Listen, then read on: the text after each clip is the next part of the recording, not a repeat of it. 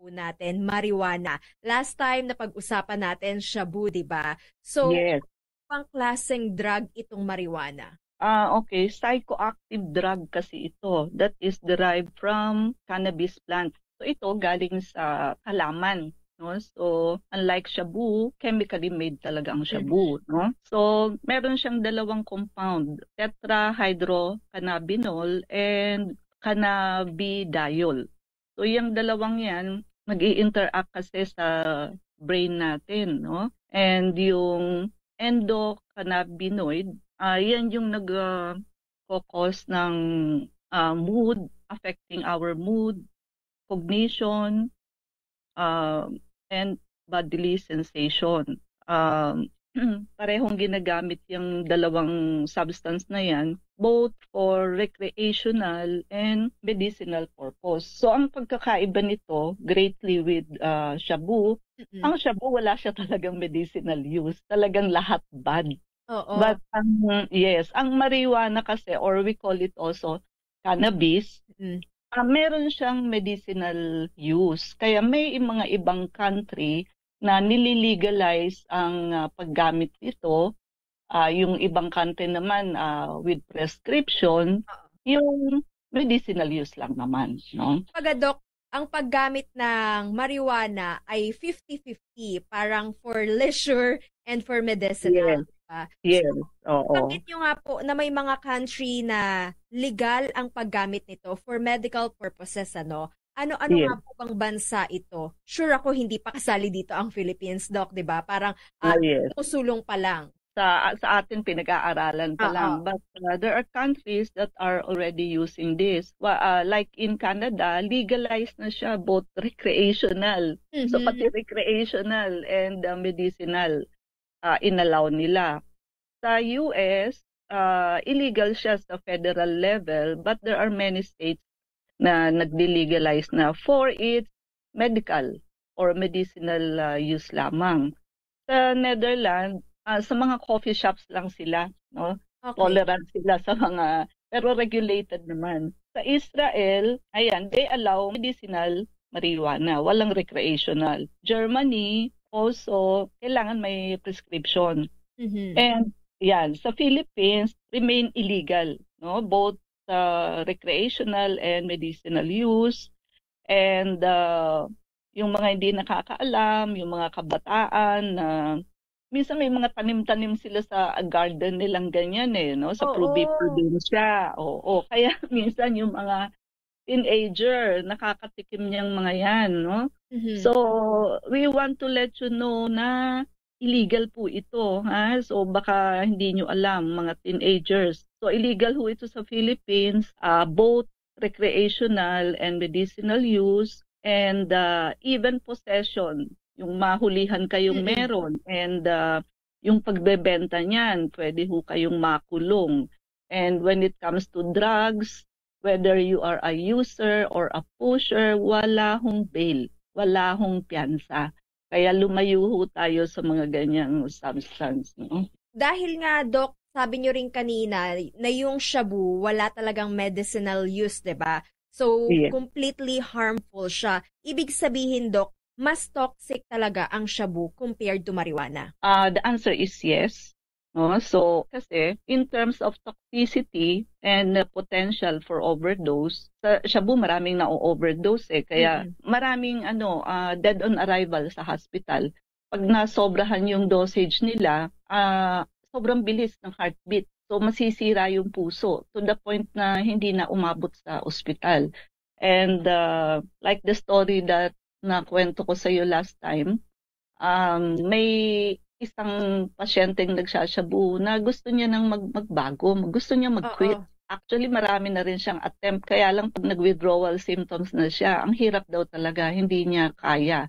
Lahat ng mga kabarkada niya, wala na lahat. namatay na lahat. Puro dead on arrival. Siguro puro overdose. Kaya nagha-heartbeat daw yan ng mga yung mga 150 plus. O imaginein mo, doble nung normal na heartbeat. So sabi niya, ayaw ko nang mapunta sa ganung situation, no? So ang shabu can directly kill a person because of its toxicity and overdose. Okay. Sa marijuana ba, Doc, wala namang overdose? Meron ding overdose, pero hindi directly makakapatay ng tao. Okay.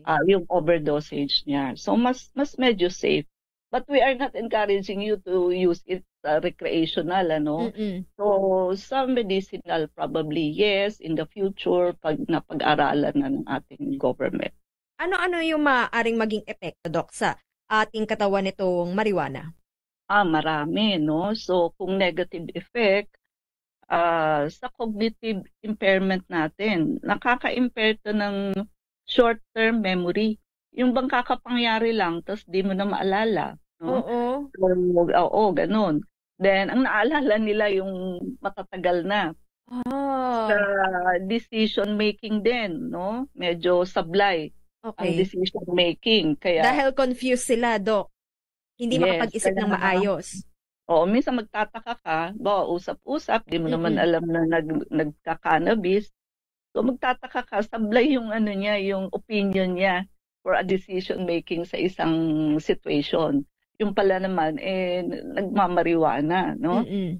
And walang concentration, mahirap silang mag-concentrate. So yung nila, madali silang ma-distract. And also, oo nga pala, no, ang between shabu and marijuana, hindi ba ang naka-shabu is payat-payat sila. Okay. No? Ang marijuana naman, chubby. Oo, chubby.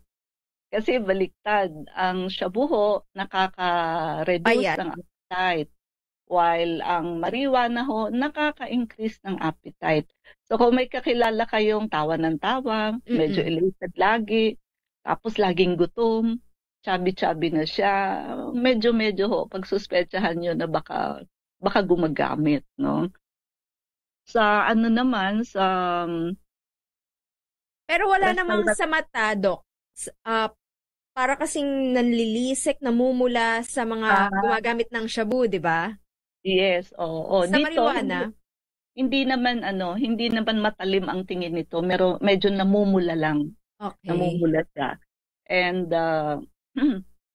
respiratory, it can lead to coughing, yung pag-ubo. And pwede silang magkaroon ng bronchitis.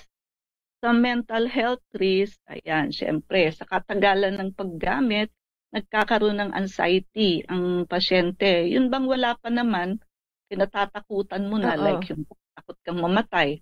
Like yung driver ng pasyente ko, takot siya mag-park sa basement kasi baka mag-earthquake, matabunan daw siya.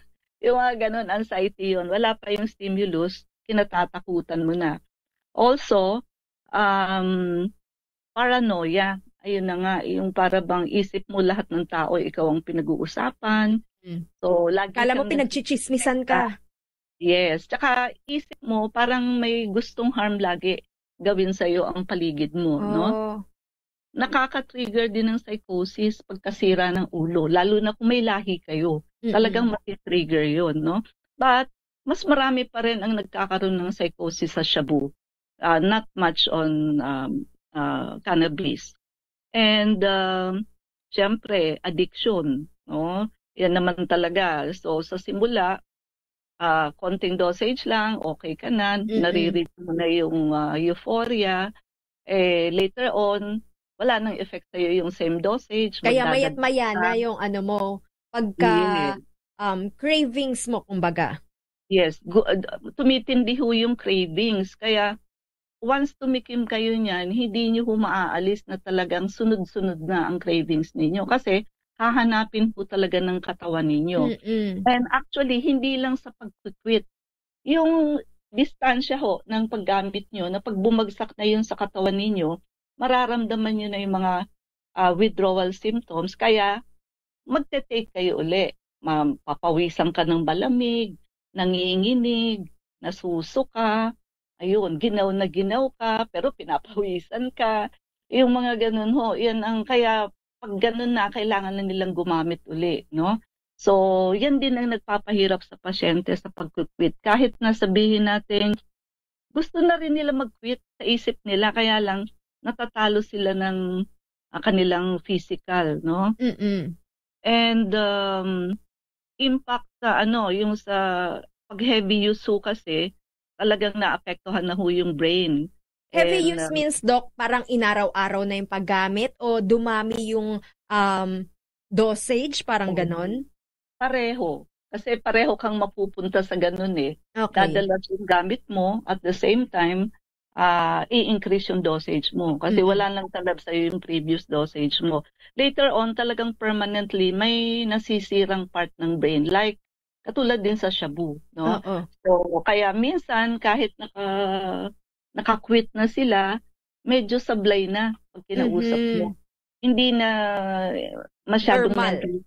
Oo, kaya minsan pag-apply sila ng trabaho, hindi na rin sila natatanggap dahilan sa pag in-interview, obvious na may konting sablay yung mga sagot sa mga situation na binibigay ng nag-i-interview. Okay. Pag-usapan pa natin, Doc, yung medicinal application ng marijuana, at yung makakatulong nga rin po ba ito sa mga may cancer, heart disease, diabetes, o yung mga chronic diseases na tinatawag natin sa ating pagbabalik. Meanwhile, Doc, para po sa mga gusto pong magpakonsulta, ang inyo pong clinic address, hotline number, at may mga nagtatanong pa rin po, Doc, na available pa rin daw po ba yung ating promo package? Yes, available pa rin po. I-take advantage nyo po at magpalista na ho kayo. Tayo ho ay nakapromo ng free check-up, so wala hong bayad ang konsulta. And may free urine and sugar testing pa ho kayo. And ang bago ho sa atin ngayon, free colon cleansing po kayo for those na may dalahong referral na pasyente. So, ayun ho, makaka-free kayo ng colon cleansing natin. And yung sa free check-up po natin, po ito, limited slot lang po. So, una-unahan na lang po, no? And yung promo package, meron ho tayong detox plus blood cleansing. Merong with, merong without vector scan. But if I were you, choose the one with vector scan. Marami ho kayong malalamang sakit dito. And IV laser, isa ho ito sa blood cleansing na ginagamit natin. Halos naka 50% discount po tayo dito. So samantalahin niyo po. And ito ho ay transferable and pwede na ho kayong mag-prepaid. So kahit wala pa ho kayong time, bayaran niyo na po. So, hindi na ho kayo mapagsasarahan ng promo. And of course, paki-like, share, and subscribe po. I-type nyo lang mga Dr. Irene Lim, both sa YouTube and sa Facebook. Tayo ho ay nasa Unit 1101, Clinica Medica 101, Centuria Medical Makati. Our hotline, 8546-9412, 0922-875-2899, and 0919-995-6168. I repeat, 8546-9412, 0922-875-2899, and 0919-995-6168. Standby at magbabalik po tayo pagkatapos lamang po ng ilang paalala. Pang marijuana o cannabis ang topic natin. Kung kanina, Doc, na pag-usapan natin yung mga negative effects ng marijuana, ngayon naman, Doc, paano nga po ba inire-recommend at saang sakit makakatulong itong marijuana? Yes, kaya ho sinasabing may medicinal application or use ang marijuana, no? So, sa mga may pain ho, chronic pain, like may mga neuropathy, usually ang may neuropathy, diabetic patient po, no? Alright. Wherein nangingimay ang mga lower extremities, kamay, no? So, kailangan nila ng relief. And yung may mga arthritis. So, ayan po. Yan yung mga klase ng pain na hindi on and off, palaging nandiyan. Kaya kailangan talaga ng pain reliever ng pasyente, wherein para magkaroon naman ng konting quality yung life nila, hindi yung buong maghapon naman pain ang kanilang nararamdaman. Oo. Kasi ayun, mas actually mas walang masyadong side effect kaysa gumamit ka ng NSAID, yung mga non-steroidal anti-inflammatory drug kasi yun side effect kidney. And ayan, certain types of cancer. And doon sa mga naduduwal, nasusuka, especially yung mga nag-chemotherapy, yun. So, yung iba, nagwe-weight loss tsaka nadidehydrate, nakakasuka, no? So, makakatulong yun. Nakakabawas siya ng effect ng chemo. Muscle spasm, yun.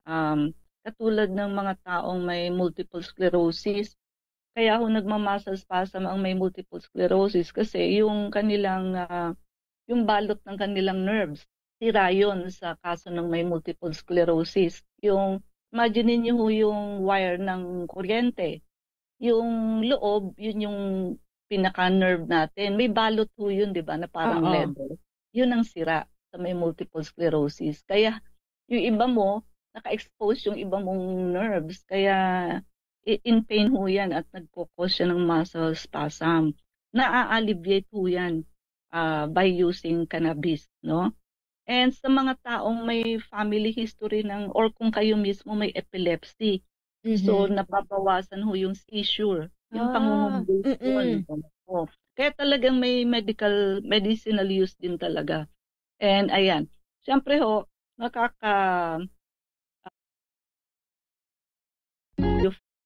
euphoria siya, di ba? Masaya. Yes. So, definitely, may magandang effect po yan sa mga taong may anxiety and depression and yung may mga post-traumatic stress disorder.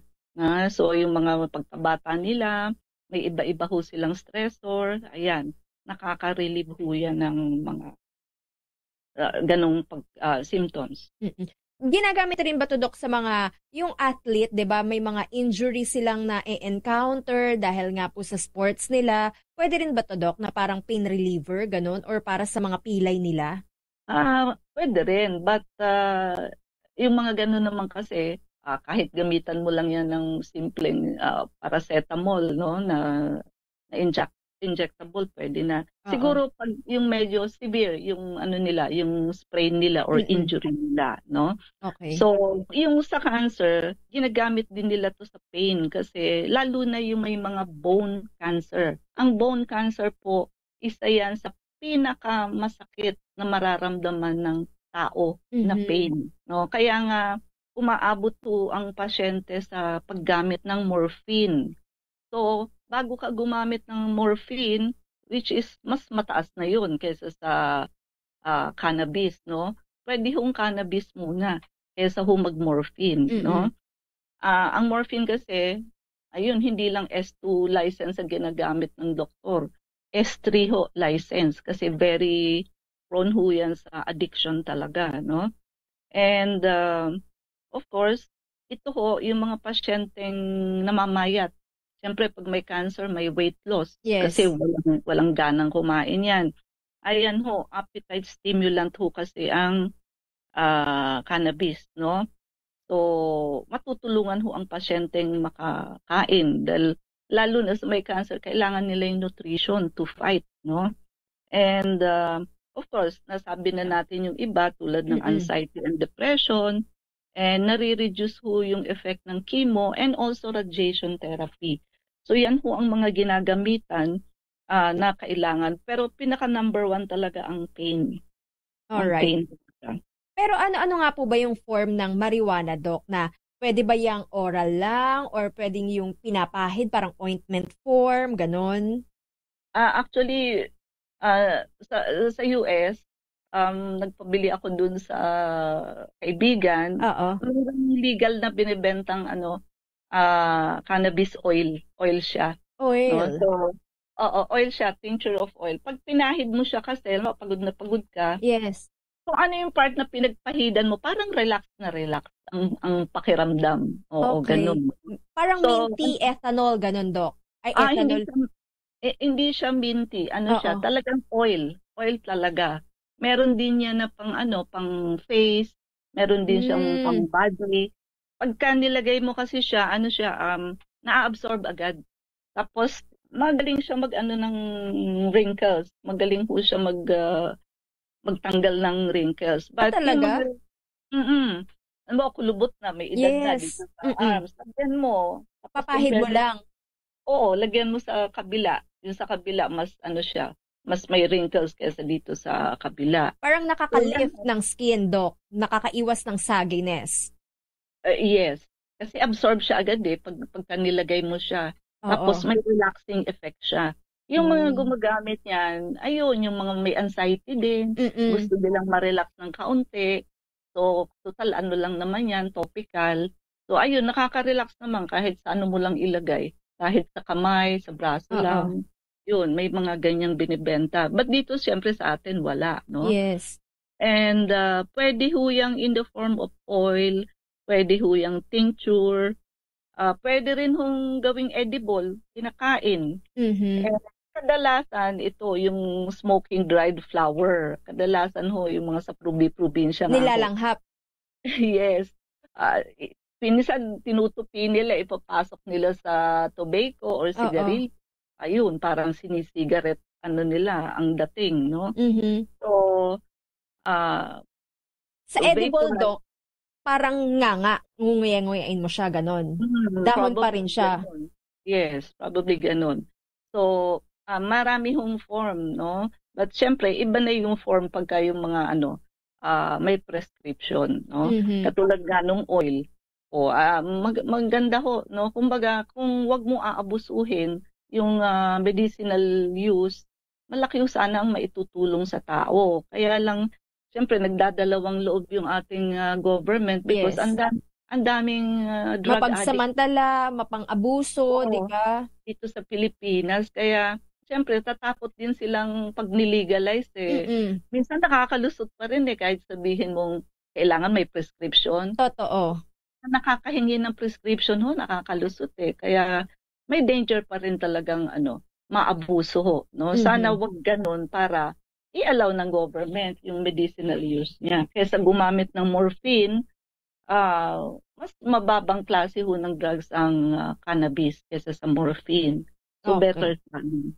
Dahil nga po, Doc, isa itong medicinal drug at recreational drug din, di ba? Nakakapagpasaya, nagdudulot ng euphoria. Ano po yung maaring procedure sa clinic ninyo na makakatulong para po maiwasan yung addiction ng mga tao dito? Okay, so of course, number one, pa-vector scan muna sila. Kasi yung mga gumamit na, syempre ho, may mga nasira ng part ng body like sa brain, especially ho sa cardiovascular. So both shabu and marijuana can damage the heart because nakaka-increase ho talaga ng heart rate, bumibilis po yung pintig ng puso, overwork po ang puso sa ganun. And makikita ho natin kung meron pang ibang sakit yung pasyente.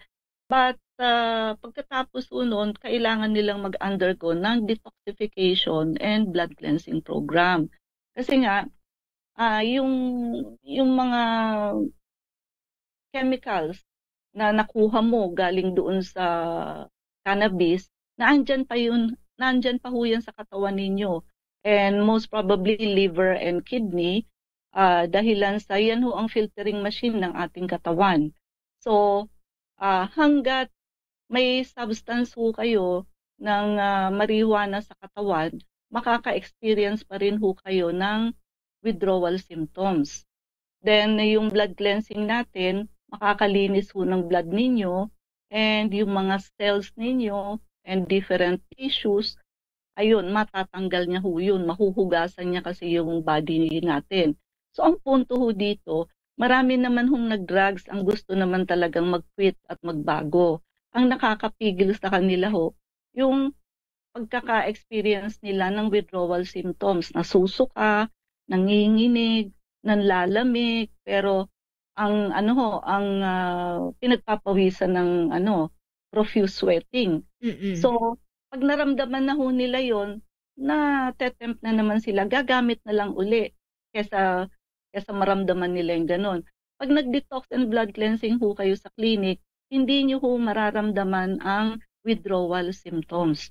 So, mas madali hong mag-quit pagka hindi nyo mararamdaman ang withdrawal symptoms. And for those na gusto ho ng health prevention, not only for naggumamit ng mga drugs, but yung atin hong detox, vector scan, and blood cleansing, lahat po yan talaga hong marami ho yung tatanggalin na sakit na dapat sana ay magkakaroon pa kayo. Kasi basic ho yan sa katawan. No? Mm-hmm. Doc, may nagtatanong na para nga daw po sa mga mag-a-avail ng vector scan, blood cleansing program, and even yung inyo pong, anong tawag dito? Detox. Opo. Oh. May expiration daw po ba pag in-avail yung promo package or valid until 2024 naman siya? Valid po, no? So, wala hong expiration. So, kung takot ho kayo sa expiration, wag niyo munang kunin sa amin. Okay. Para di ba?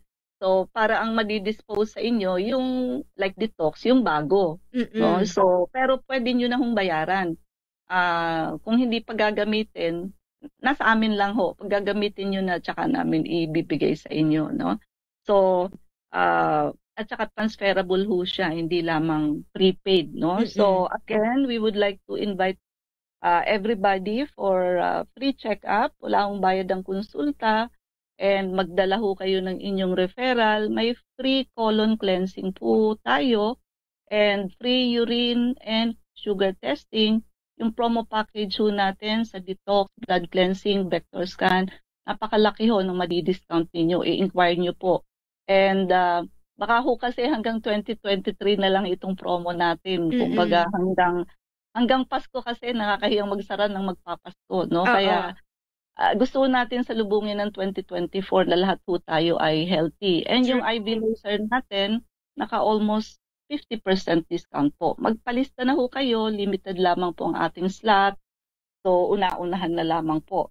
And paki-like, share, and subscribe din po. I-type nyo lamang ang Dr. Irene Lim, both sa YouTube and sa Facebook. Yung mga na-miss out nyo yung episode, pwede nyo yung i-search dyan. And tayo ho ay nasa 11th floor, Unit 1101, Clinica Medica 101, Centuria Medical Makati. Our hotline 8546-9412, 0922-875-2899, 0919-995-6168. I repeat, 8546-9412, 0922-875-2899, and 0919-995-6168. Thank you so much, Dr. Irene Lim, and keep safe always. God bless po. Keep safe, God bless, and good night.